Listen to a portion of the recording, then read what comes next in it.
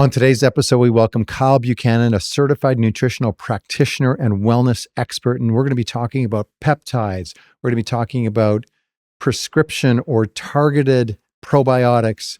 We're going to be asking Kyle about his 3 nutritional musts and how to keep things simple. Kyle, welcome to the Totum Wellness Podcast. Thanks for having me, you guys. I mean, I'm such a fan of you two, and I'm so thrilled you're doing this. Like, you have people who love you and who follow your work, and yeah, to be included in any small way, it's lovely. We're fans of you. Absolutely. Thank you. And your podcast. Thanks. We do listen to it quite frequently. We just listened the other day too on the way home. We drive back and forth from up north. And it's a 2-hour drive. So we often do podcasts, and yours is on like our top list. We love it. Thank you. We I love really it. appreciate that. Yeah, I'm glad I can keep you like auditory company is what I aim for. So that's great. Yes, and it's upbeat, and we like that. And one of the other reasons we wanted to have you on the show is nutrition can be confusing. And we like your approach on trying to make it less confusing and not stressful. Yeah, because that's the thing about nutrition. Like I say this openly all the time, like I have a love-hate relationship with the nutrition and wellness industry because I think there's a lot of good merit to it. There's a lot of good information, but it is so overwhelming and oftentimes contradicting. Right. Because people with social media too, everyone needs to, and I understand because it's the game we're all in now, you need to get people's attention in the first 5 seconds. So there's like, do these 5 things. These 5 things are killing you, which is like, I get it, but it's just, it creates confusion. It creates overwhelm so much so that people just don't care about starting because it's like, well, I'm screwed if I do. I'm screwed if I don't. Yes. So it's nice to just like distill things down and try to like find some clarity in the chaos. Yeah. So that's what I try to do.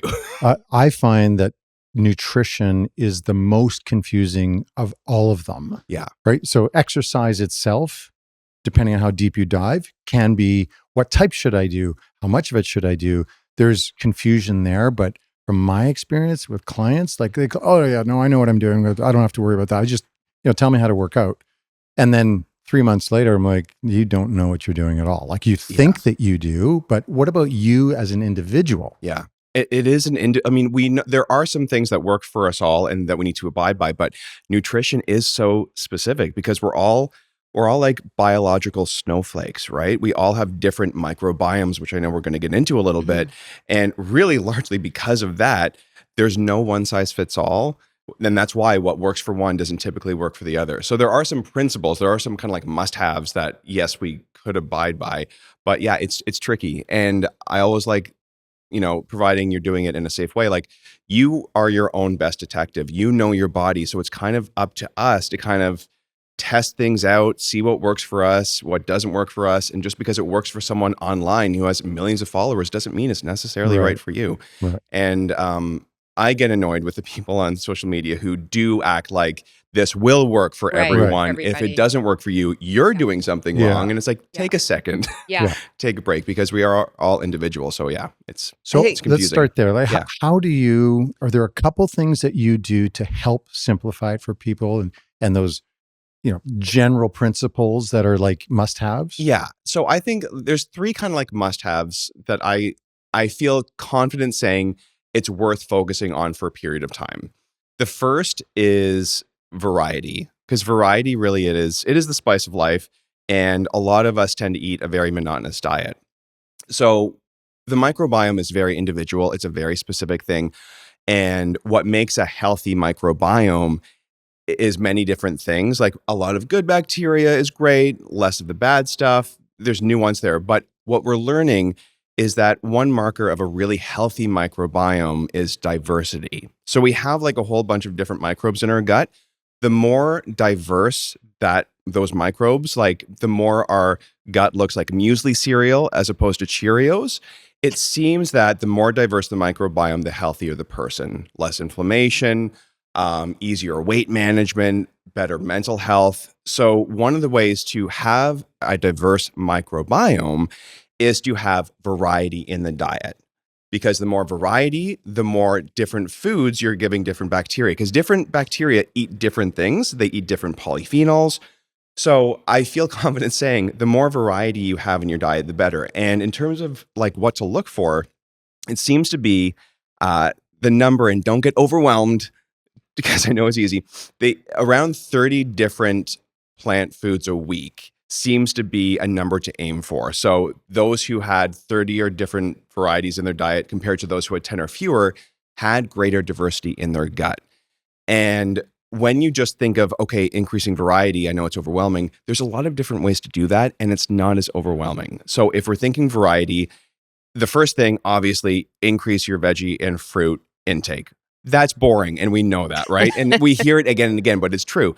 So veggies and fruits first, but it also means you can increase variety within the staples of what you're eating. So if you always just go to the market and buy red delicious apples, next time buy Gala, Right. next time buy green. So there's diversity in there. Herbs and spices count because Right. herbs and spices have wonderful polyphenols, which then feed your good bacteria. They produce substances that also help other bacteria grow. It also means like vary where you shop, right? Different produce, different grocery stores source from different areas, which means that the soil is different, right? So there are ways to kind of nuance this, but without getting overwhelmed. Just the more herbs and spices you have, the more variety of colors you have in your diet, and the more really the variety overall, it really does make a difference. Right. So if you figured out 2 different salads to make that have 5 ingredients to 8 ingredients each, there's 10 to 16 different foods right there. Absolutely. So that's sort of the idea? Yeah, absolutely. Yeah. And even just like the spicy, like add dill to your eggs once in a while. And, you know, the little things here and there, like there are so many, I'm sure in all of our cupboards, spices that just collect dust because we grab the salt and pepper first all the time. Yes. And the other ones are covering dust. So like that sort of stuff, fermented foods, of course, like the more we can explore different things, the better. And I'll harp on with the color, including more red foods in your diet, which we don't get a ton of, but like pomegranates and grapes, because red foods feed this very specific type of bacteria in our gut called, it's a very sexy name. It's called Akkermansia muciniphila. It was kind of discovered in like fairly recently, like 2010s or whatever, but this is known as like a keystone bacteria. It lives in the mucus of our gut, and it feeds on our mucus, also red polyphenols. And when it gets enough food, it produces byproducts that then feed and grow other bacteria. So by increasing variety and doing more reds, you help to feed this really important bacteria that will then give growth to other bacteria, and you'll have more diversity in your gut. So variety as an umbrella, that would be a must-have for me. The second one out of the 3 would be protein. And I know like everything has its, I always say like you live long enough to be I don't say this, I heard this phrase and I love it. You either die a hero or live long enough to become a villain. And that's basically anything in the nutrition world, right? Like last year it was cold plunges, right? Cold plunges are amazing for you. Everyone feels amazing. Then like latter half of the next year, they're like, it's actually terrible for women's health. You shouldn't be doing it. And again, like there's nuance in there. So I know protein is having its kind of moment.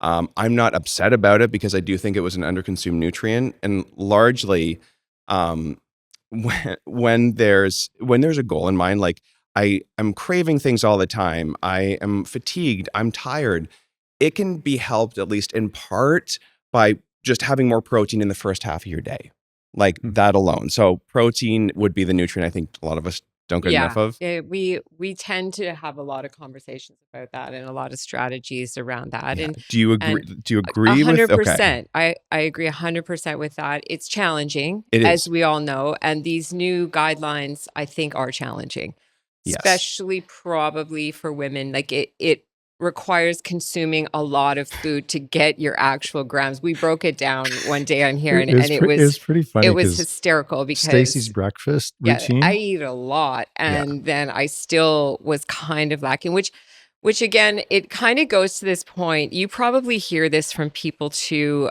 and I hate to generalize, but it's especially a lot of the men who are my patients. They'll say, well, the research changes every 2 years anyhow, so why pay attention to it, right? Yeah. And so it's kind of a way out for them to say, like, I know you have all these great ideas, But then in 2 years' time, those ideas are all going to change. And it was funny because I knew we were doing this today, and I started thinking about, how true is that statement? And I went back to when we were kids and the food guide, Yeah. right?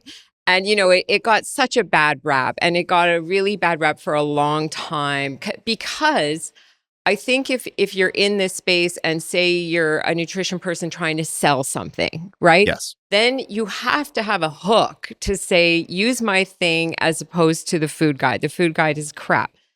But if we look at the fundamentals of the food guide, there was variety in there. There was whole grain, there was protein, there was dairy, there was fruit and vegetables. We have not gotten rid of that. Yeah. We understand it much better. Like, we all maybe got duped into like whole grain Cheerios for a while. Yes. And more, yes. And that grains And need to be we part learned. of every single meal. We learned.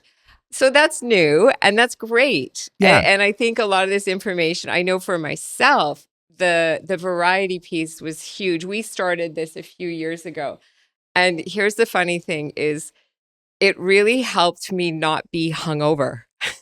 Yeah. Wait, expand. Tell me more. It was so funny because, and clearly, like, learning about alcohol, we had tears, like, when all that new research came out, right? It still because hurts. That's just so painful for us. So for years, as I got older, I was having hangovers that had really bad gastro components to them. And I was like, what is wrong with me? And I'd wake up and I'd think, did I drank too much, but do I also have food poisoning? Right. Yeah. And you hear people saying that, like, I'm so hungover.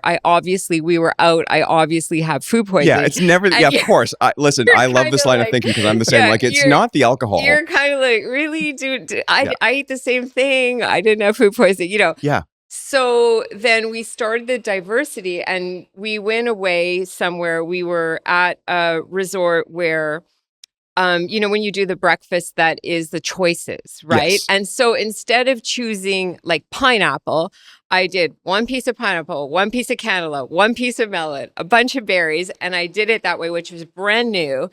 And I did that with everything. I thought you meant diversity with alcohol. Oh, no. Oh my God, Thankfully, I wish. Thankfully, no. I'm trying to go the other way. And then I was saying to Tim, I'm clearly hungover, but I'm not having the gastro. And I think my gut got healthier from adding the variety. It is such an important point. Anything that isn't great for our health, like even like eating gluten, even doing these things or like alcohol or anything else that's like, this is really bad for you. Things are on a spectrum, and the health of your terrain, the health of your gut will determine how badly these things affect you. So if you create a solid foundation and you have a diverse microbiome, there's enough, and a caveat or a tangent, just when you increase your variety, you will naturally increase your fiber intake, which is, of course, I know I talked protein, but fiber is, of course, important. Yes. But when you have a more solid foundation, the things won't take you down as much, including a hangover. So that's a really, really good point. There's a beneficial effect to all of these things. So if I I can sell that to people. I can be like, it's not going to, your hangovers are going to be easier. Oh, yeah. Have you tried the hangover pills? I have not. Okay, there's some interesting ones. Wow. They're good. Interesting. Yeah. Interesting. Is it similar to, I've got myself in great shape, cardiovascularly, muscularly, mobility-wise. I'm in the best shape of my life, and I have a super hard workout. Is it similar? Like now I've got the foundation for that really hard workout. I don't get as stiff. I'm not as sore. I recover quicker.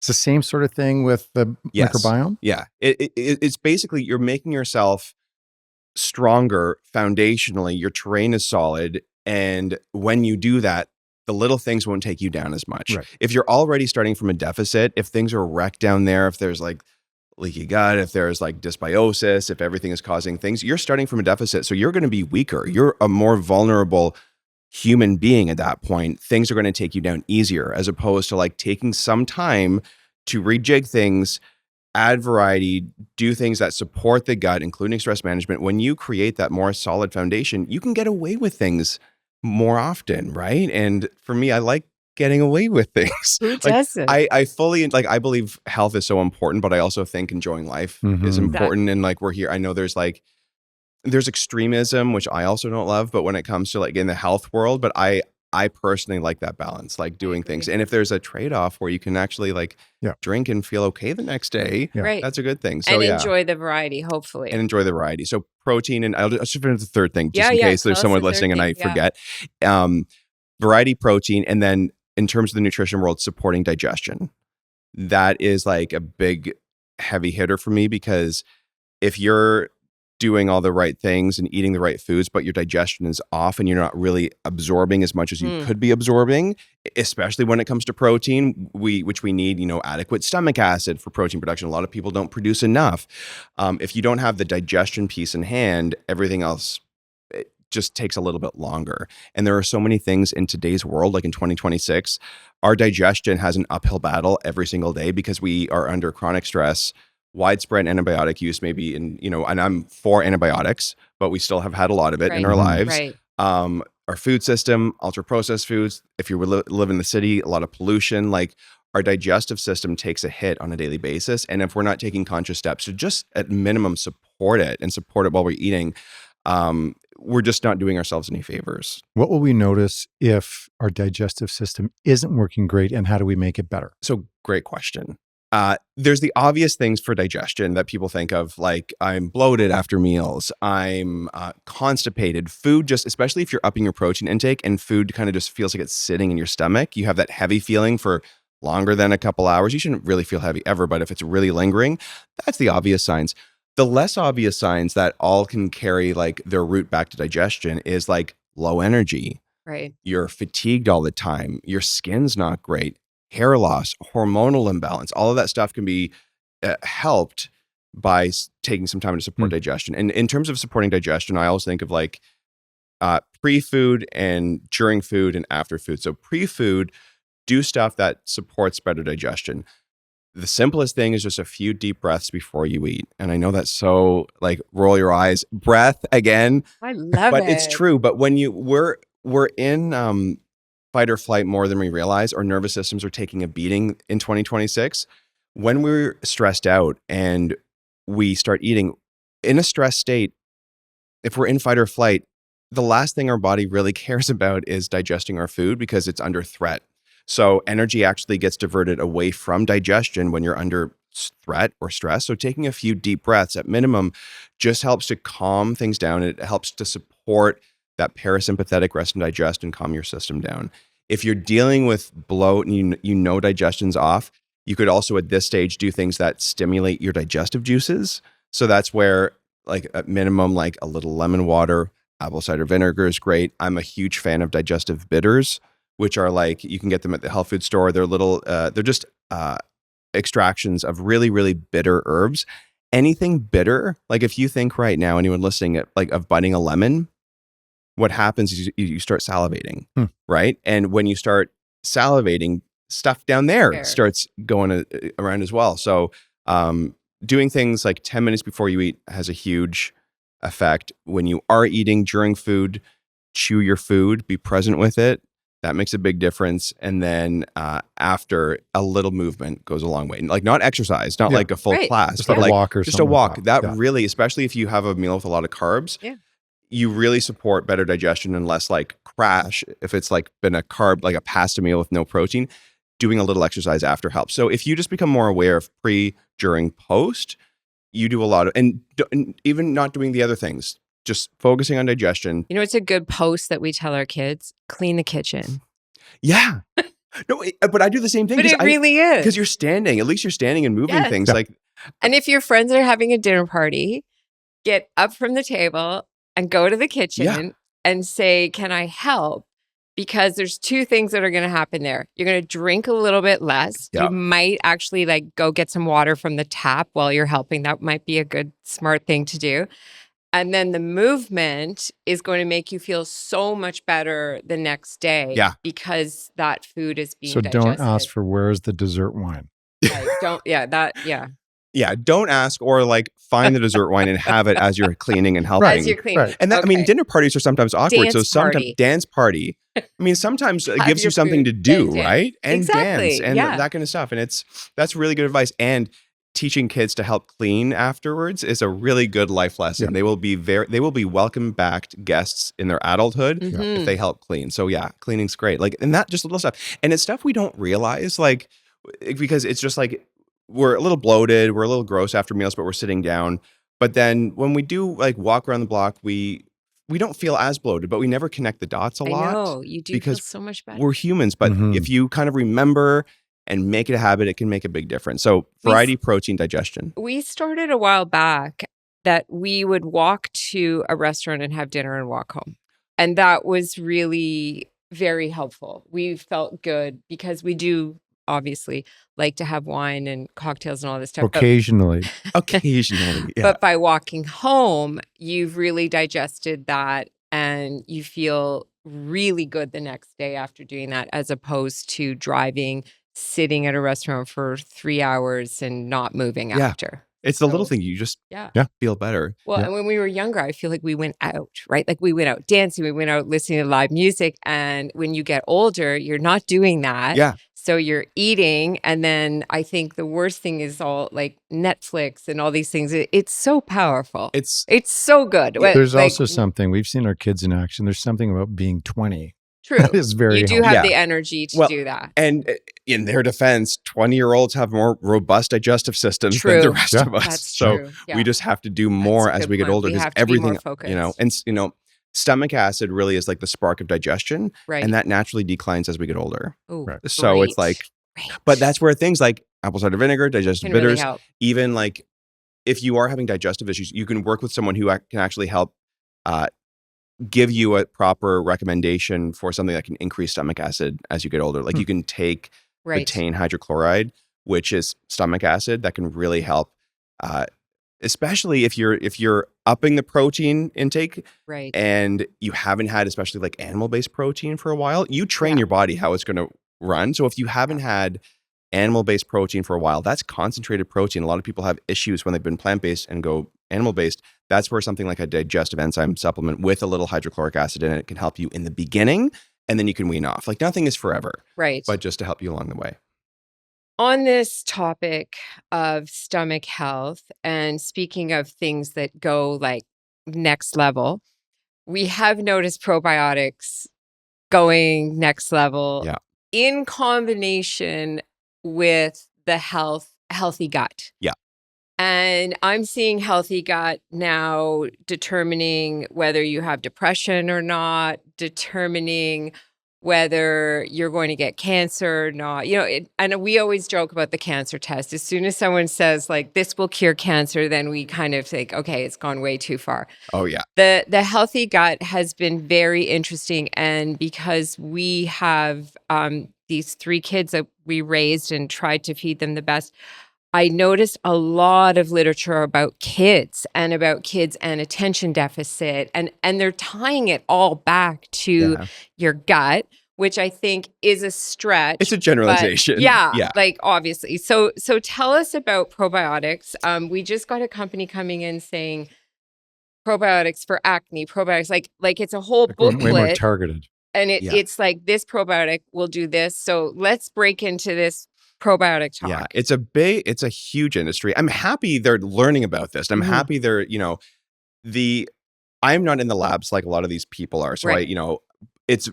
we're just learning more and more. And to your point, Stacy, of how much our microbiome influences every aspect of our life. There's the gut skin axis, there's the gut brain axis, there's the gut bone axis, there's the gut heart axis. So like it is a reach when they say it is only the gut, Right. but it definitely plays a role. And probiotics, like when you go out to the health food store and get a probiotic, if you read the label, it has different strains, different strengths. As the science advances, and I'm sure it's going to skyrocket with AI, they're learning that, specific strains are actually more beneficial for skin health. Different ones are better for mental health. So I think there is something to these personalized probiotics, because the thing with probiotics is that they need to work for you. And oftentimes that depends on your current Right. state Yeah. of your probiotic. Sometimes taking a probiotic can make things worse if it's not a good fit for your microbiome, right? So if you're taking something and it's just, there is going to be like a transition zone because you are introducing new bacteria. But if it's not making you feel any differently, and if it's making you feel worse after a couple of weeks, like stop and go the other route. I always say try food first, remove the things that feed the bad bacteria, which is, I'm so sorry, it's processed sugar, it's ultra processed foods. Got it. And then add in more of whole foods, fermented foods, things that will feed the good bacteria. That's a natural way to change the landscape of your gut. Do that foundationally and then experiment with probiotics. Sometimes when people just throw a probiotic in, they're very expensive, but if they're not changing anything else, it doesn't necessarily work. Sometimes people take one and it's great, but I am excited to see where we are going with the personalized probiotic strains. I do think there is weight to that. I don't think when you see a company doing this that it's like ridiculous. I do think a lot of kids can benefit as well, especially like kids who deal with, I don't know about the attention deficit disorder, that sort of thing, so I won't speak on that, but like eczema. Kids who deal with eczema respond very well to typically removing dairy and the probiotic addition. Like that, I've worked with people who like it time and time again. It really is effective. So fantastic. I'm excited for these companies at the end of the day, but I think it's like they're not the magic pill if you're not doing any of the other foundational things. I look at it kind of like IV therapy, and that, you know, we have some people who have done this like through a nutrition standpoint where they've gone in and got this, but generally the people that see the benefit from it are the people who were super depleted. For example, you're going through chemotherapy, or there's some allergic reaction you have to something that you need in your body, but you can't eat it. So, you know, in some ways the IV can be great because you had a deficit. Yeah. And I'm kind of looking at the probiotics in the same way, that if you are a person who has a super healthy gut and you're doing all the right things and you're eating the fermented food and you're supporting your gut health, you would potentially be wasting your money with some of the probiotics. But for some people, and again, especially kids, because we all know so many kids who limit their diet. Yeah. And they say, I will only eat this, and I will only eat this for lunch, and I will only eat pasta with cheese on it. And we see that a lot, especially when they're little,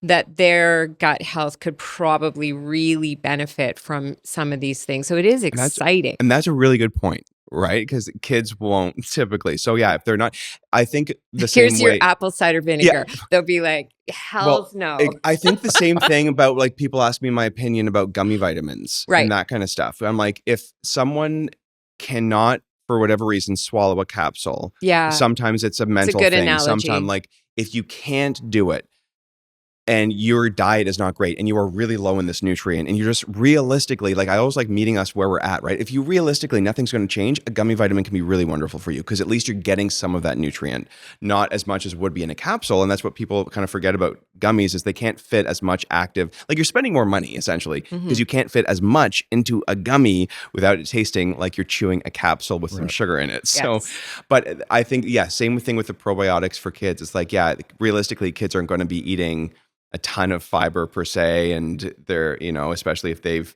been, and kids often are so sick a lot of the times because they're in school or whatever, they're on antibiotics quite a bit. Yes. And absolutely probiotics can be beneficial. Probiotics are amazing. What I will say is they're great. Nothing can beat getting enough prebiotics in your diet. Like prebiotics, the food that will feed your bacteria and help them grow. Like same with antibiotic use. Like if you take antibiotics, of course, it'll kill the bad. It also kills the good. And people say it'll take a probiotic during antibiotic treatment. Right. Absolutely. Especially after treatment. Like that's where you really want to get on board. But what matters really in rebuilding that gut terrain after antibiotic treatment, what they're learning is prebiotics. The more you harp on prebiotics after and give the food for your good bacteria who are hurting to grow, that makes a huge deal. So don't forget prebiotics when you're kind of considering a probiotic. Which is what? So prebiotics are food. So they're ingredients that have certain types of fibers that feed the good bacteria. So like artichoke, chia, flax, there's prebiotic powders that have certain gums in them. There are whole different categories of them, but those would be prebiotics. So probiotics are good bacteria. Prebiotics are food for good bacteria. Right. So you kind of want need both. Yeah. But ideally. Yeah. But the amount we're learning with AI and the more personalized nutrition, personalized supplements, personalized probiotics. I'm really excited about it. It is exciting. Yeah, it's pricey. It's very exciting. Yeah. But it's pricey, but it's exciting. Yeah. You had mentioned the term super pill. I think that's what the term was. Did I? Peptides. Oh yeah, Now, peptides. like this is something that has come Another up fairly keyword. recently as Yeah. like a real buzzword. I don't know how many of our listeners will know what this is, but it's definitely making its way into the common conversation in health and wellness. Yeah, it's huge. And I actually interviewed Dr. Sanjeev Goel on my show, The Exhale. If anyone he did a real deep dive on them. If anyone's interested on that. Excellent. But peptides are essentially just short little chains of amino acids, and they just tell your cells how to behave. Like they're the suggestion molecules. Like you should be doing this, and they're not new. So we make peptides ourselves inside, but we can also have synthetic versions, which is the things that are exploding nowadays. But so like insulin is a peptide. GLP-1s and think Ozempic is another. And most of the time they need to be injections because a lot of peptides, like when you eat protein, your stomach, if you have adequate stomach acid, will break down that protein into amino acids. So sometimes like these pill versions of peptides, depending on how they're marketed, they're a waste of money because your stomach will just like break it apart. Down. Yeah. There are certain ones that can withstand it. So there's a new one that newish that everyone's talking about called BPC 157, Yep. Yeah. body protection compound. It's something we make in our gut. And because our gut knows how to deal with it, you can actually take a pill of that. You can also do injections. There's a melanin one where people are injecting it to make their skin more tanned. Yes. There's a whole bunch, and it's seemingly effective. But the thing about peptides and what people need to remember is that it's kind of the Wild West. It's very unregulated at this point. Like some are regulated, like insulin, of course. But even with the GLP-1s, like Ozempic, that is regulated per se, but you're seeing a lot of things online now. Off-label too, It's off-label. Right? Yeah. So well, I guess, I think we're talking about using it when you're healthy, right? Like Yes. GLP-1, very well studied in people with diabetes, in people, that would really require more of that type of a peptide. But everybody's using it Hollywood, for weight loss. Everyone. People who don't need it are taking it. And it's we're in an interesting time. Well, it's very interesting. It's very interesting. And I would say just be cautious of what you see online because there is so much, like even on, I think I could be wrong, so don't quote, like on Amazon, there are products that are saying even PPC 157, GLP-1s that are actually just not. Yes. Or they're using the Health Canada sticker on it, but Health Canada will never put their sticker on it. So it's like, it's very misleading. So it's the Wild West. You really want to go to a reputable source. That said, peptides, I think, are here to stay. There's some really great promise with them, especially when it back to BPC. It's showing a lot of promise when it comes to tissue repair and healing. Yes. Especially things that have been traditionally really slow to heal, like tendons. Yep. And they're still learning exactly why it works, but it seems to have a lot of anti-inflammatory properties, and inflammation will kill us faster than anything else, as well as blood flow supportive properties. So it's interesting. So with BPC 157, there are solid products. You can take it as a pill if it's more gastric goal, or you can do injections as well. But you want to work with someone who knows what they're doing and uses it responsibly. But they seem to be the way kind of the future. And what I learned through Dr.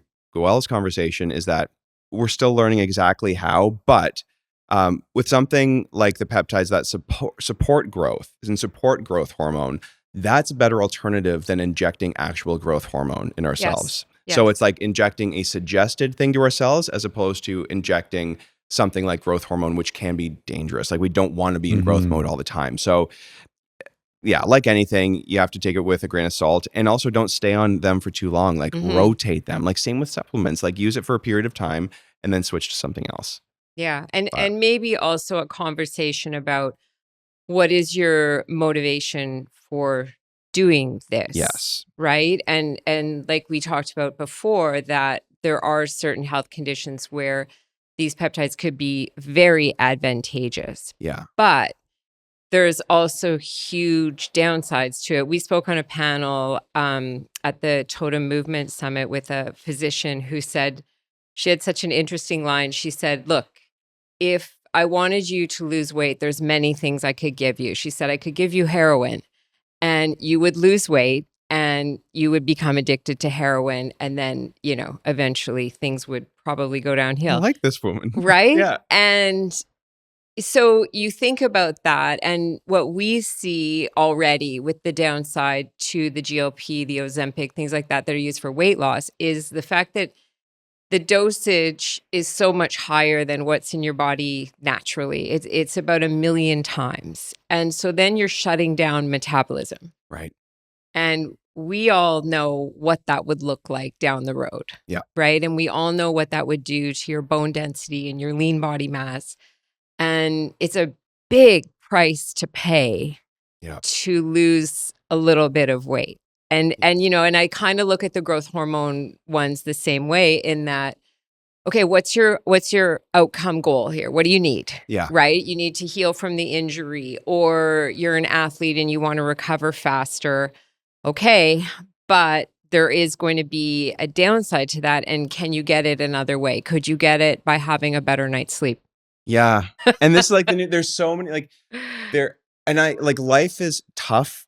And I'll say grown-uphood is hard. We have so much going on and we're tired. The truth is there's foundational stuff that takes effort that really will help, but we're tired, and the idea of a quick fix is so advantageous. And there's nothing, especially if you've been overweight your entire life, and that's such a lot to emotionally carry and deal with, and I completely resonate and relate. The injection, the quick fix is great if you're also doing the other things at the same time, right? Yes. Like if you take it, this is the quick fix, and as I'm doing this quick fix, I'm going to give my body the foundational stuff that I can decide later on. So the thing that, especially around Ozempic, is you have to stay on it forever. Yes. Right? Like they're showing as soon as you go off, everything kind of undoes. And that's the kind of stuff that scares me. The stuff it is scary. If I'm tied on for life, I don't know. Yeah, put the work in to do a little bit. It's a tricky thing. It's tricky. It's tricky. I have one last question. So we know about Feel Goodery, which is your podcast. Yeah. We listen to episodes all the time. Very good. So all of our listeners should sign up for it. But the Exhale on Sirius XM is new from I think before the last time we saw you. Maybe, yeah. So Feel Goodery is available wherever you get your podcast. It's normally me talking just to the listener, just having a conversation. The Exhale on Sirius XM launched in March, so March 31st. Or last year. Not that matters. So it's grandparents what date was that? It was a Tuesday, and it was no one cares. It was a Tuesday, Grandpa. Get on with the conversation. So it started on March 31st. I think it was a Sunday. So we're live every Sunday at 4 p.m. and then it lives as a podcast on the SiriusXM app. And this is a really heavily interview-based show, and I'm talking with the world's leading experts in a whole, when it comes to mood, when it comes to motivation, when it comes to personal development, when it comes to nutrition as well. It's basically in a world where it's so similar to what you guys are doing, in a world where there's just so much information, right. I have these experts on for 30 minutes max. We have 2 guests per show to give us the nuggets. What do we actually need to know about this noise? And hopefully get a little bit of gumption for the week ahead. Amazing. But so I have those 2 shows. So for SiriusXM, you do need a SiriusXM subscription, but you can get a 3-month trial for free and listen to all the episodes, decide if you like it, and then just go from there. Do what we all do with every subscription. It's I'll do it for a month, and then but it's hopefully just a little bit of gumption, a little bit of knowledge with some really, really wonderful people. And spreading good information. Yeah, I hope. We all need to support that. Yes. Absolutely. Yeah, absolutely. Kyle, this is awesome. Thank you so much for joining us. All the great information. We try to learn something all the time. There's been a lot of things that I've picked up from you in this conversation. So thank you very much. Yes, thank you. It was great. I think the world of you too. Thank you so much for having me.